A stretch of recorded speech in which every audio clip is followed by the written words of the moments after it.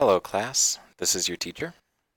I'm going to show you how using pull requests work to grab updated code from the main repository that you forked from. So here you can see we're on my personal copy of the class code repository and that it was forked from CSU 161 class code. We see down here an alert that this is one commit behind the CSU 161 master branch because I just committed a small change to the README there. You'll initiate a pull request either with this button here, new pull request, or there's the pull request button here just to remind you since it says you are behind. Or you can even just go to the class code directory. All of these will work. So let's start with the simplest, which is going to the source of the new information, which is the CSU 161 class code, because you initiate a pull request from the place with the new stuff that you want to pull in. So here, even though you don't own this, you can say new pull request. Now it's going to say there's nothing really here because it's comparing master to master, and actually you want to compare across forks.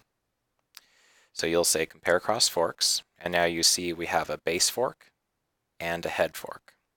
The base fork is where the changes are getting pulled into, and the head fork is sort of ahead. It has new stuff. So you want to change your base to yours, but, okay, there we go. So you'll want to change your base to your repository, and it's pulling in changes from the CSU 161 repository. As you notice there too, though, you could have pulled from anyone's fork into anyone else's fork, or you could have requested that happen. And now you can see down here what's going to happen is we're missing one chain, or there's only one commit that you don't have already in the personal one, and it's this commit. We can view it. We have the description of it, and we can see that it would change, this pull request would change one file, and so it would get rid of this line in the README, and it would change it to this line. So I changed and to or, and I changed period to exclamation point, kind of for excitement. So you can kind of comment this however you need to make a note of it and create the pull request.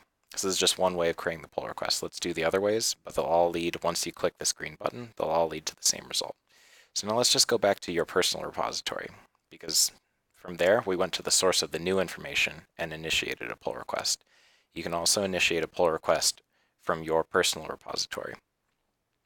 So you can either click the pull request button here because it notes you are a commit behind. It's the same effect as clicking this new pull request button right here. So if you click it, by default, it thinks that you're trying to contribute to the repository you forked from. You forked off of this, you improved the documentation.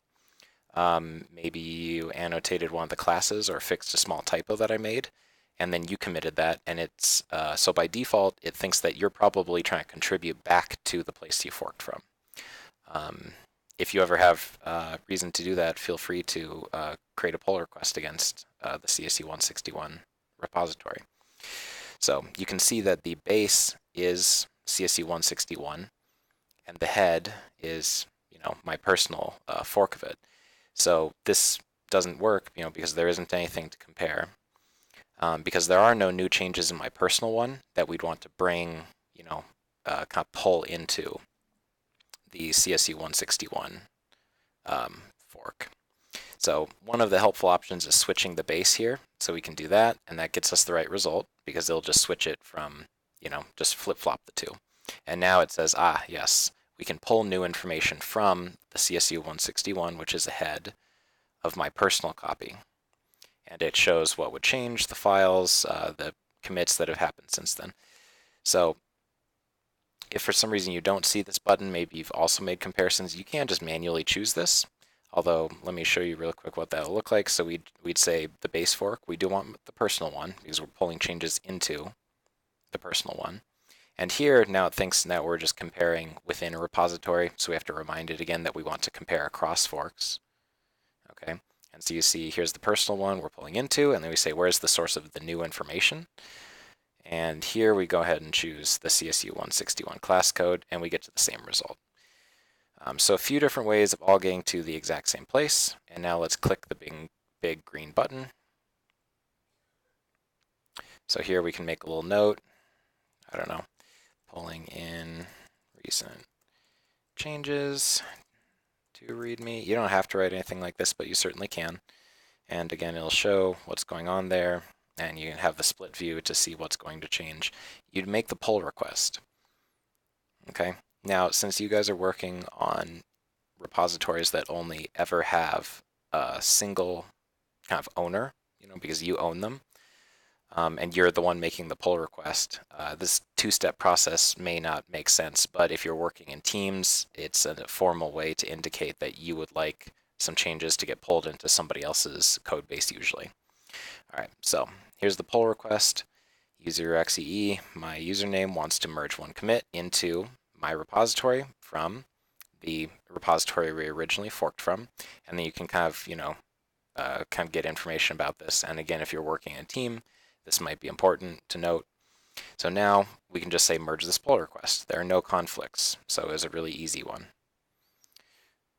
Let's merge it, and we can just use the automatic, kind of thing here and confirm the merge. Okay, and it's been merged.